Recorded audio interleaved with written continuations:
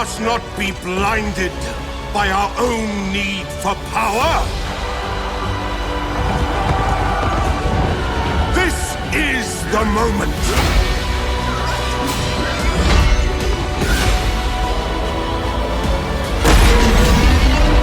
Your choices will decide the fate of this world.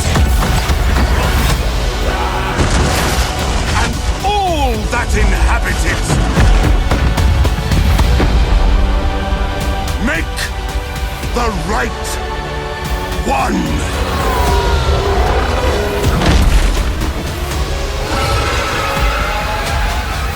Welcome everyone, Questini here with a discussion about Shadows of Change DLC patch 4.0 for Total War Warhammer 3 Immortal Empires. Yes, I have gotten early access. Now I'm not allowed to talk about everything, but I can talk about most things. However, I am not allowed to do a review at the moment. But I thought I'd start this off with a discussion about the map changes, because terrain changes can have a significant impact even on races and legendary lords that aren't affected, that don't have any kind of racial changes with the patch, but still are affected in a significant way by any kind of terrain changes. Like, just look at Grimgor, Emmerich, and Tretch and how they were affected by the significance of the Darklands changes.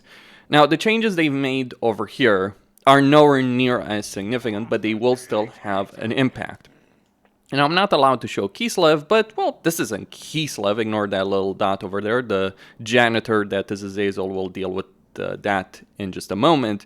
This is Skaven land, and that's actually a critical point. Frata and Clean is going to benefit immensely, I think, from the changes that have been made with patch 4.0. Because before the patch, before the release of Shadows of Change, what was happening is that you would have all of these minor provinces with no provincial capitals over here in Troll Country, Western Oblast, Eastern Oblast. And the problem with that is that they were just not useful for Skaven. Skaven need a provincial capital because a lot of their economy is tied to getting an arcane generator, getting a lot of buildings. If you don't have the ability of getting an arcane generator or getting an warpstone reactor, your economy is significantly weaker, which put Frot in a very bad position. He has a lot of power, but he was not in a great position because you would want to move north, take the Giant Home Mountains. This would inevitably lead to war with Wintertooth. It worked out, but it was not a great campaign. But now with the terrain changes, things have obviously significantly changed for Frot compared to before. So what has been done? Well, there's some landmarks over here. Erengrad starts as a tier 1 settlement as opposed to a tier 2 settlement. Castle Alexandronov starts as a tier 2 settlement. And I'll talk about Kislev in a video dedicated to them. But you now have provincial capitals in Fort Ostrak. It could have been argued that Fort Strogov could have benefited from being a provincial capital because it would have created a choke point over here that Kislev could have used. But you now have a provincial capital in Fort Ostrak over here. One in Volksgrad and one in Fort Jakova. The Western Oblast has been removed and merged in Troll Country. The Eastern Oblast has a new settlement over here in Plesk. And the Southern Oblast has a new settlement in Igorov.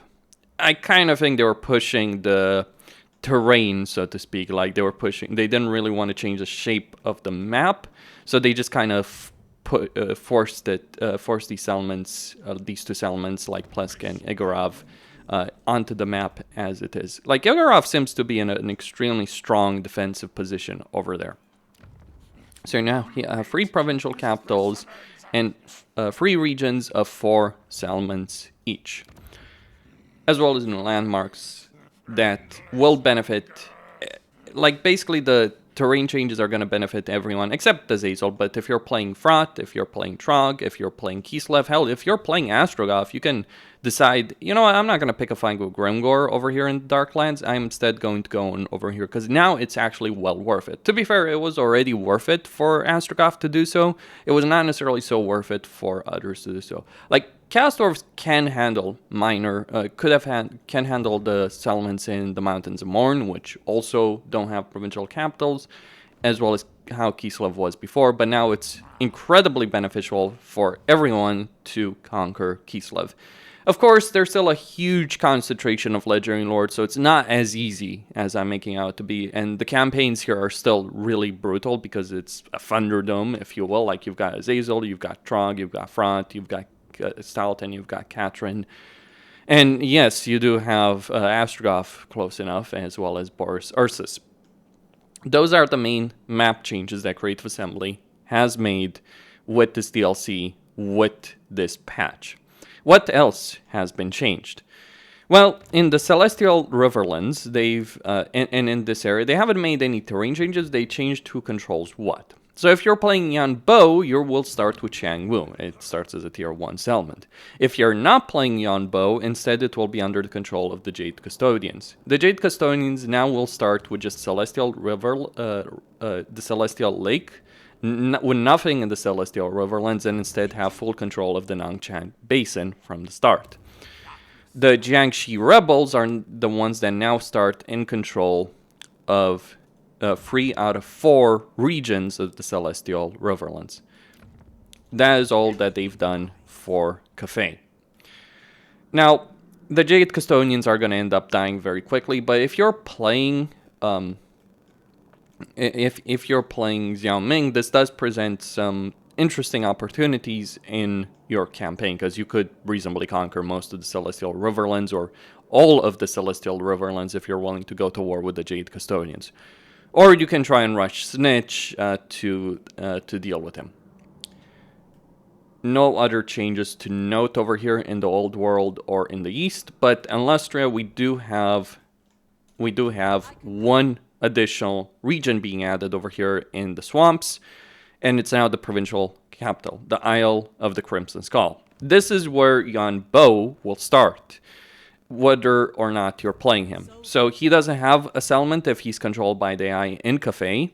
Instead, he starts over here in Lustria. Now, this will change the campaign dynamic for Mazda Mundi, for Marcus Wolfhard, and we'll present them with the choice. Do they ally Yan Bo? Because they can get good relations with him, or do they wipe him out and take all of this territory? Because that was the campaign plan before.